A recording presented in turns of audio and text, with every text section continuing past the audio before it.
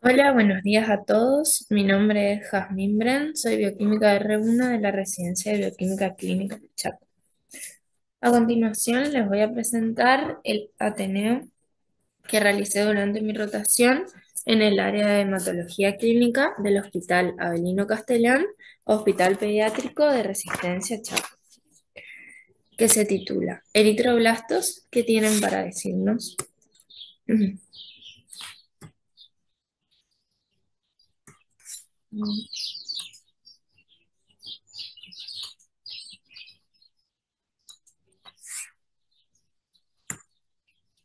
Los objetivos del presente trabajo son analizar detalladamente el caso clínico presentado, identificando sus principales características y hallazgos más relevantes.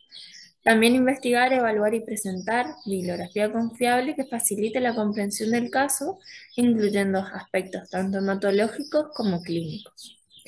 Comprender el método y los criterios para detectar eritroblastos en sangre periférica y su significado clínico. Reconocer la importancia de informar la presencia de estos en sangre periférica y describir las formas prácticas para el recuento de eritroblastos. Evaluar cómo la detección y reporte de eritroblastos nos pueden servir o ser útiles como biomarcador, tanto diagnóstico como pronóstico. Bueno, durante mi rotación se presentó en la guardia un niño derivado de otro centro de salud de la ciudad de Castel y Chaco, cuyo motivo de consulta refiere ser tos. En el examen físico se observa alteración del estado de conciencia, afebril, abdomen globoso y palidez mucocutánea. El laboratorio de ingreso fue el siguiente, en el que podemos observar que las enzimas hepáticas, tanto GOT como GPT, se encuentran aumentadas, también la gamma GT y la LDH la LDH aumentada, sin embargo, la aptoglobina está dentro de los valores normales. El hematocrito y la hemoglobina se encuentran, como podemos ver, hematocrito de 12 y hemoglobina de 4,1, muy disminuidos respecto al valor de referencia para la edad del paciente. El coagulograma también se encuentra alterado.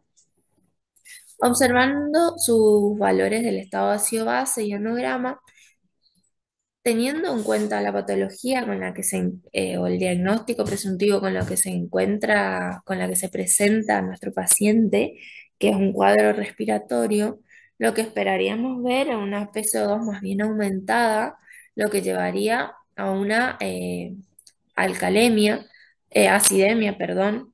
Sin embargo, en estos resultados podemos ver que el paciente se encuentra con una PCO2 disminuida y una alcalosis y también una PCO2 muy aumentada, PO2, perdón, una PO2 aumentada.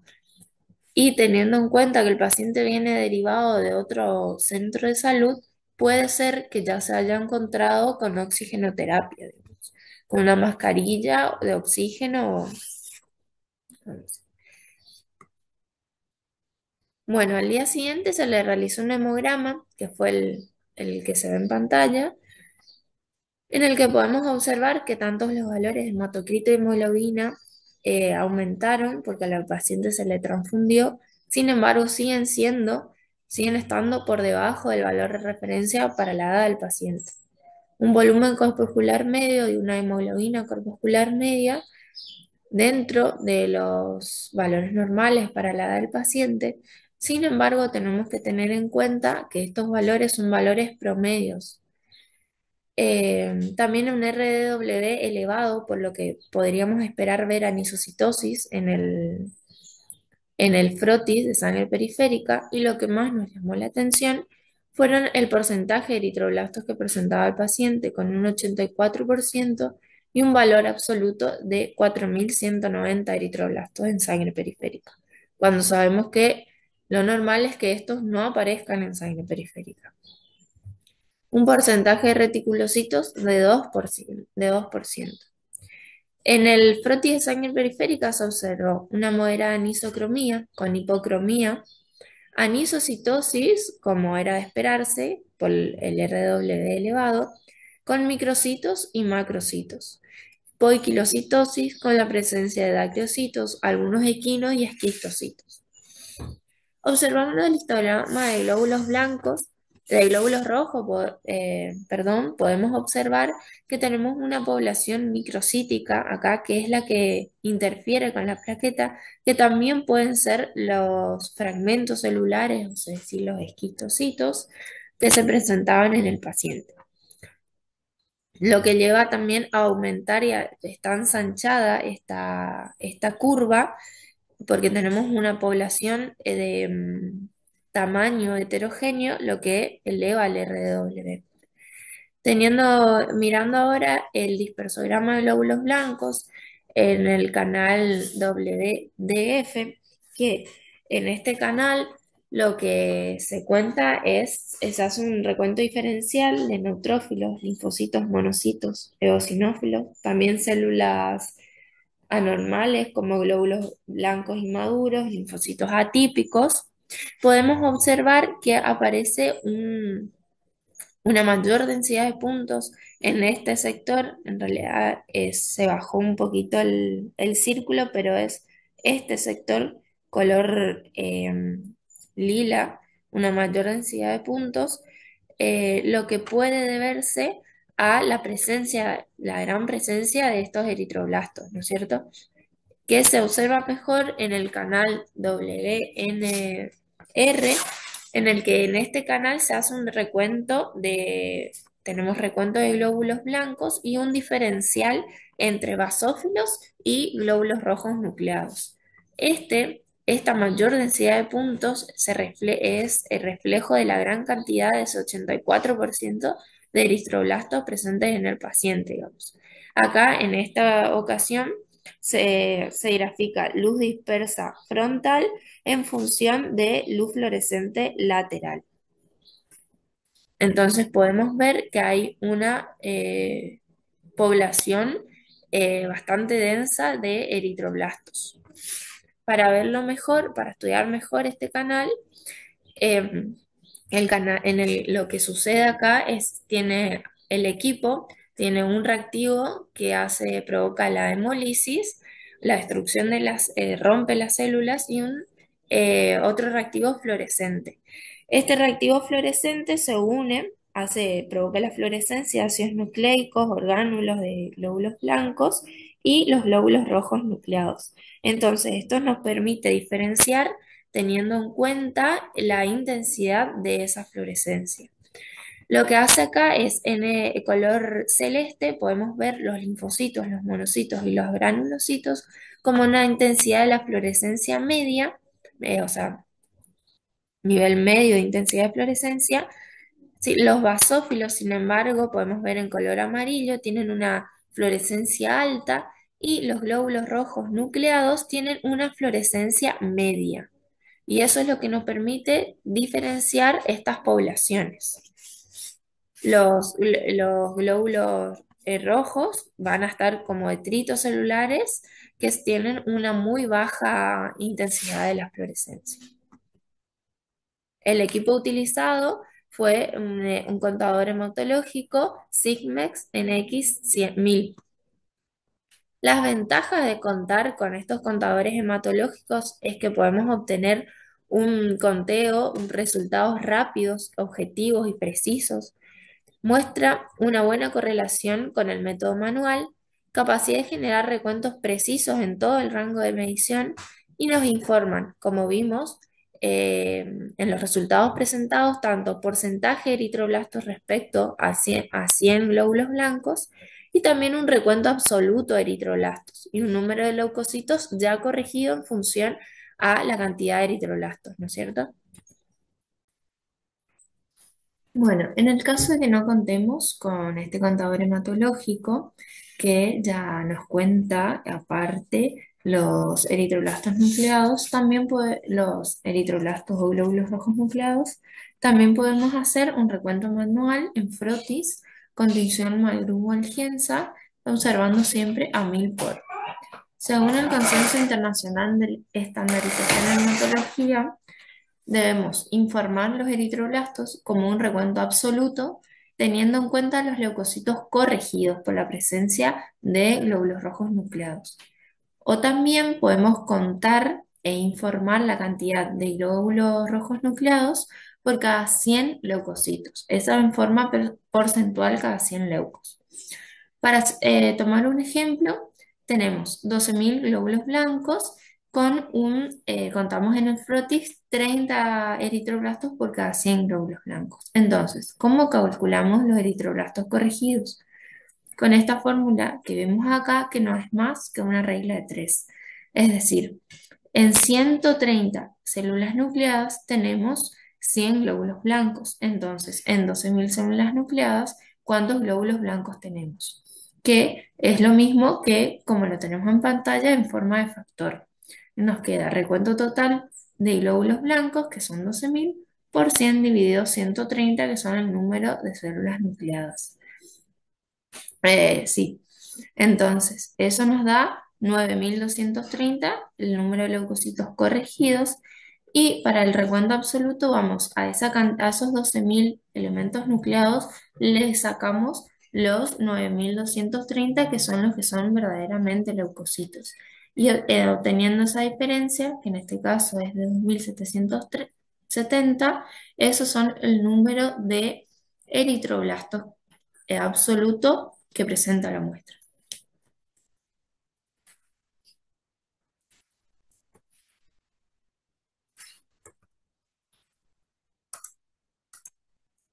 Otra pregunta es, ¿cuál es el cutoff para el recuento de eritroblastos por encima del cual debería corregir el recuento de leucocitos? Esto depende tanto, o sea, hay que tener un número de corte, no solamente de los eritroblastos, sino también es bueno tener en cuenta el valor de corte y cuántos glóbulos blancos presenta la muestra. Y se deben corregir aquellos que presenten una significancia clínica, o sea, que presenten una variación que nos da a nosotros información sobre el estado clínico del paciente, digamos. Para tener para hacerlo más práctico, vamos a la siguiente tabla. Por ejemplo, si yo tengo un recuento de glóbulos blancos de 5.200, si yo tengo en esa muestra 5% de eritroblastos, el recuento corregido nos va a dar 4.952, que no toma significancia clínica porque ambos valores siguen estando dentro de los valores de referencia de los leucocitos. Sin embargo, si tengo un 50% de eritroblastos, ahí sí el recuento de leucocitos corregidos nos va a dar 3.466, que ya está un poquito por debajo del valor de referencia para los leucocitos. Y acá sí toma más significancia clínica. Por ejemplo, si yo tengo un número de glóbulos blancos de 13.200, que yo le haga, tengo 20% o 50% de eritroblastos, yo hago la corrección y, por ejemplo, con el 50% me da 11.000, que está sobre el borde superior, digamos. Entonces ahí eh, toma una significancia clínica porque ya está como más dentro de los valores de referencia, y sin embargo, si nosotros vemos el 13.000 pensaríamos que el paciente tiene una leucocitosis, pero haciendo esta corrección vemos que no, que está dentro de los valores normales, digamos, que son para 50% nos va a dar 8.800 y para un 20% 11.000. Si yo tengo un número de glóbulos blancos de 33.000, por más que yo le haga correcciones, aunque tenga un 5, 10, 20 y 50% de eritroblastos, siempre se va a permanecer con una leucocitosis, o sea, no va a tener una significancia clínica esa corrección, porque el paciente siempre va a tener unos leucocitos que están superiores al valor de referencia para ese paciente. Como todo método manual, siempre va a tener unas limitaciones, que es laborioso y presenta alta variabilidad variable con el operador, digamos, operador dependiente. Es impreciso, ya que se cuentan entre 100 a 200 células, y el límite inferior de detección es un glóbulo rojo nucleado en 100 glóbulos blancos. Para volver a nuestro pacientito, siguiendo la historia clínica, vemos que, si recordamos, él tenía sintomatologías respiratorias, tos, se constata neumonía por virus esencial respiratorio, anemia grave, como vimos que entró con un hematocrito de 12%, una hemoglobina de 4 y fue transfundido posteriormente, desnutrición proteica severa y posible ayuno. Si recordamos, en los hemogramas que nombré se observaban muchos esquistocitos, pero también en la química vimos que la aptoglobina estaba normal. Los valores de bilirrubina normal y los valores de LDH sí aumentados. Con esa aptoglobina normal y bilirrubina podemos, y la sintomatología del paciente también, podemos descartar que se haya tratado de un SHU, por lo que el paciente fue internado posteriormente en UTI. El paciente presentó registros febriles de 38,5 grados Celsius, aspecto tóxico infeccioso, y se le realizó hemograma y se visualizó formas inmaduras, una PCR elevada y celopancultiva. Los cultivos se aisló en el urocultivo E. coli con ble y Candida tropicalis. En el aspirado traqueal y retrocultivo fueron negativos y el hemocultivo fue positivo, uno de dos, para Enterococcus faecalis, vancomicina sensible. En el hemograma del día 10 del 6, 5 días después de su ingreso, podemos ver que lo que más quería resaltar en esta ocasión es que se observaba una anisocitosis marcada, un RW del 18,7. La hemoglobina y el hematocrito mejoraron porque el paciente tuvo transfusiones sucesivas y un porcentaje de glóbulos rojos inmaduros aumentó a 92%, con un recuento total de 8.230 eritroblastos. El recuento de reticulocitos también aumentó a diferencia del anterior, 4,65, sería 5% de reticulocitos. Y como podemos observar en las imágenes, en el histograma de rojos podemos ver que se trata de una población heterogénea de glóbulos blancos con SRW elevado, y en la curva podemos ver que a la izquierda tenemos una población microcítica que también se debe a la población microcítica más los esquitocitos observados en el paciente, y una población macrocítica ahí indicada con la flecha a la derecha de la curva. También observamos una curva que está más ensanchada respecto de lo que debería ser. Estos microcitos nombrados o también los esquistocitos son los que abajo interfieren en el recuento de plaquetas.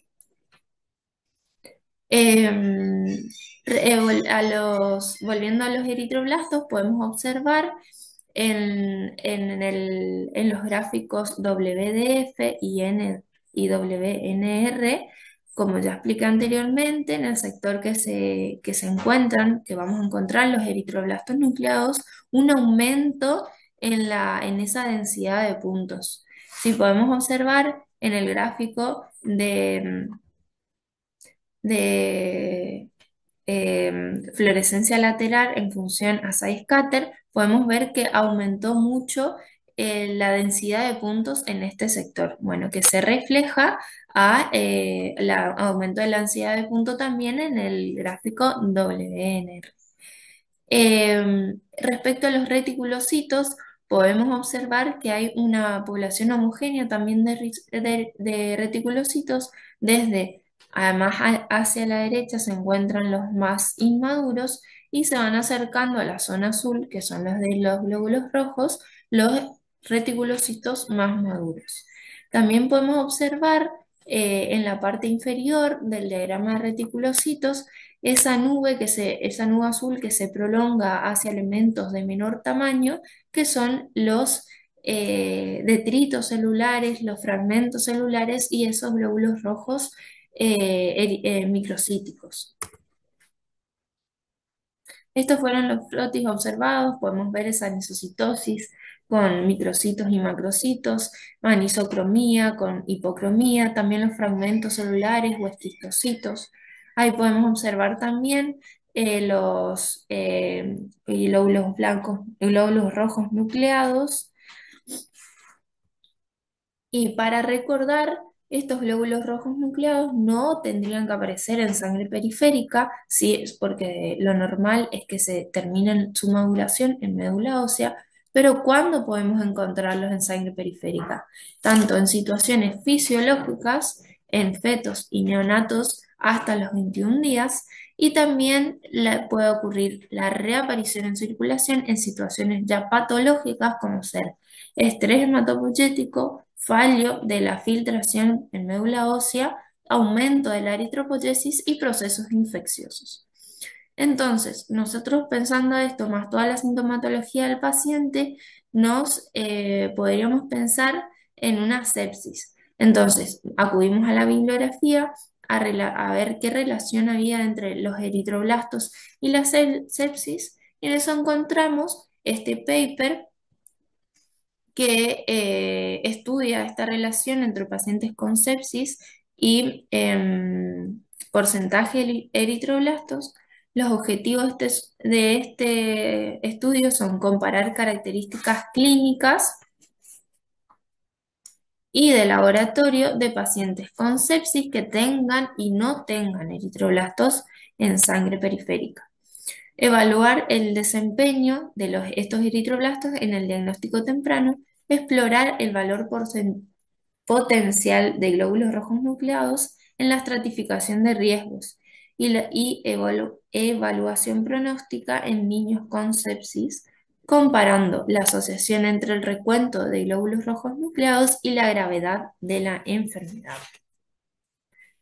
Respecto a los materiales y métodos, la población de este estudio se tomó niños con sepsis que fueron ingresados a dicho hospital entre enero del 2020 y diciembre del 2022. Se utilizaron como criterios de exclusión pacientes menores a 21 días, 28 días, perdón, por lo ya nombrado anteriormente, que en este caso no sería, es algo fisiológico, no patológico, que veamos esos eritroblastos en sangre periférica. También pacientes que tengan enfermedades hematológicas, inmunodeficiencia o estancias hospitalarias menores a 3 días o con datos clínicos incompletos.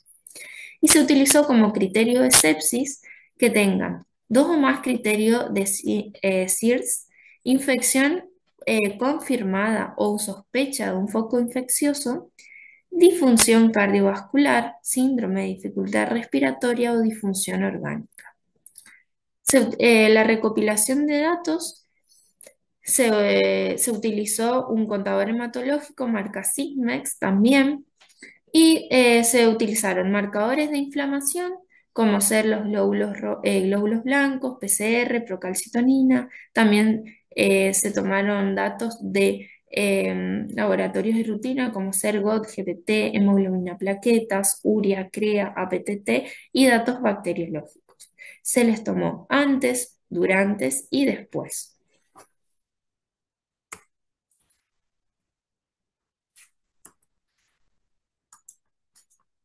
Bueno, los resultados. Comparación de indicadores de laboratorio de pacientes que tenían y no eritroblastos al ingreso y después del tratamiento. Como podemos ver en el gráfico de glóbulos blancos en función de los eritroblastos, en este caso podemos observar que en los pacientes que presentaban eritroblastos tienen la mayor densidad de puntos está acá abajo, o sea, tenían un recuento de glóbulos blancos menor. Y esto es de peor pronóstico y se asocia a que los eritroblastos producen y aumentan la interleuquina 10, que es inmunomodulador, digamos, y esto es de peor pronóstico. Mirando, por ejemplo, el gráfico de las plaquetas, también observamos que los pacientes que presentaron en su ingreso glóbulos rojos nucleados tenían un menor recuento de plaquetas y esto también está asociado a un mal pronóstico, mejorando y aumentando luego del tratamiento pero no llegando a los valores que llegan los pacientes que nunca tuvieron la presencia de estos eritroblastos en sangre periférica. También, si tomamos el ejemplo del ácido láctico, vemos que los pacientes que tenían eritroblastos en sangre presentaron valores de ácido láctico mucho más altos. Y esto puede deberse o respalda la teoría que dice que la aparición de estos eritroblastos se ve es por la presencia de situaciones de hipoxia, digamos. Y esto se relaciona con esa cantidad mayor de ácido láctico en sangre en estos pacientes. Comparación de la gravedad y el pronóstico de pacientes en los grupos que presentaban y no eritroblastos nucleados. Se vio que los pacientes que presentaban al ingreso eritroblastos en sangre periférica tenían a la mayor cantidad de ellos fue necesario transfusiones, tenían también una mayor estancia hospitalaria y también un menor porcentaje de mejora. Como podemos ver, el 97,4%, 97% de los pacientes que no tenían eritroblastos en sangre mejoraron. Sin embargo, el 74,1% únicamente de los pacientes que presentaban eritroblastos en sangre. O sea, está relacionado al pronóstico de la enfermedad. Y como podemos ver, la imagen que se encuentra a la izquierda, se hizo también un seguimiento, en este caso, de eritroblastos y se vio que después de la enfermedad, del tratamiento, estos eritroblastos en sangre disminuyeron, por lo cual también se lo pueden utilizar como un seguimiento de la enfermedad. Bueno, para estudiar el valor predictivo del mal pronóstico del, este método, o sea, del porcentaje de eritroblastos, de los eritroblastos, se acudió a la curva RO, que es una curva que grafica sensibilidad en función a uno menos la especificidad, que nos permite saber la capacidad o la capacidad que tiene este modelo de clasificar correctamente a cada prueba, digamos, como sano o no, digamos. O sea, estudia el rendimiento de un clasificador, digamos. En este caso, si nosotros nos sentamos sobre la recta color rojo, este método es incapaz de diferenciar o de discriminar entre un paciente sano, enfermo, digamos, un positivo y un negativo. Sin embargo, cada vez que la curva se acerca hacia el valor, hacia el vértice izquierdo, o sea, cercano a uno, el rendimiento de nuestros métodos como clasificador es mejor. O sea, hay menos cantidad de falsos positivos, digamos que es uno menos la especificidad, con mayor sensibilidad, digamos. Es mejor la capacidad del método de discriminar entre un positivo y un negativo.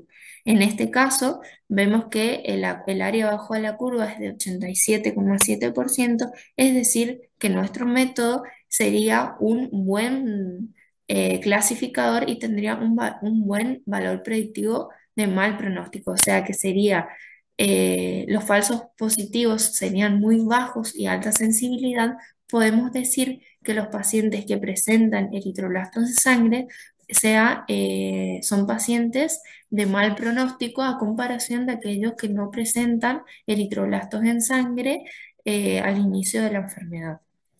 Entonces, como conclusiones de este estudio, podemos decir que es un marcador valioso para el diagnóstico temprano. Seguir la trayectoria de la enfermedad nos permite los eritroblastos seguir la trayectoria de la enfermedad sin monitorear cambios. Está asociado a un mal pronóstico y es rápido y bajo costo y fácil acceso, a diferencia de otros marcadores como ser la procalcitonina, que ya es de más difícil acceso por su alto costo. Con tan solo hacer un hemograma, que es algo que está al alcance de todos los laboratorios, incluido de baja complejidad, porque como vimos se puede hacer por método manual también, es rápido y bajo costo. Esta sería su mayor ventaja, digamos. En base entonces a toda esta información y otros papers más que se recopiló y estudiamos, em, evaluamos la evolución de nuestro paciente, el que se presentó en la guardia, en función a biomarcadores diagnósticos convencionales disponibles en el laboratorio. Como podemos observar, se hizo tanto la gráfica de evolución del porcentaje, o sea, de eritroblastos en 100 glóbulos blancos en función del tiempo y también el recuento absoluto.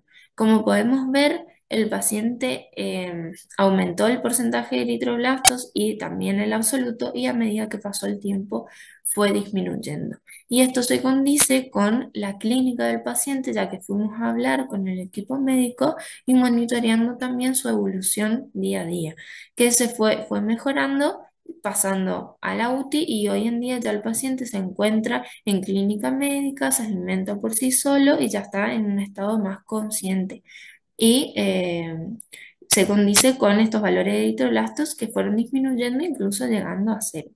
Podemos ver que también tiene una relación con la PCR, también los glóbulos blancos fueron disminuyendo y las enzimas hepáticas. Cabe destacar que la PCR también es un buen marcador, pero un poco más inespecífico y más tardío. Los eritroblastos son unos marcadores más precoces que nos serían útiles en nuestro seguimiento, y sabemos que son del más mal pronóstico, entonces, a la toma de decisiones médicas. Como conclusiones, decimos que los eritroblastos presentan un prometedor valor como marcadores tempranos en pacientes con sepsis, tanto para la evaluación pronóstica como el seguimiento clínico, como vimos en el desarrollo del caso. Su principal ventaja es que es fácil acceso, rapidez de detección y bajo costo, sin que sean necesarios equipos de alta tecnología, lo que lo convierte en una herramienta práctica y potencialmente ideal para alertar al equipo de salud sobre pacientes con mayor riesgo o tener un seguimiento más estrecho. Se requieren estudios con un valor de N, porque acá en este caso nosotros, cuando lo aplicamos a nuestro paciente, teníamos un solo paciente. Por temas de tiempo no se pudo hacer con más pacientes, pero sería bueno que ese N sea mucho más grande y se pueda estudiar el comportamiento de estos eritroblastos en una población mayor, para validar su aplicación clínica sistemática y definir su rol exacto en la estratificación de riesgos de la sepsis. Bueno, espero que les haya gustado. Esta es la bibliografía que utilicé y muchas gracias. Espero que les sea útil, y cualquier crítica o constructiva o pregunta estoy a disposición.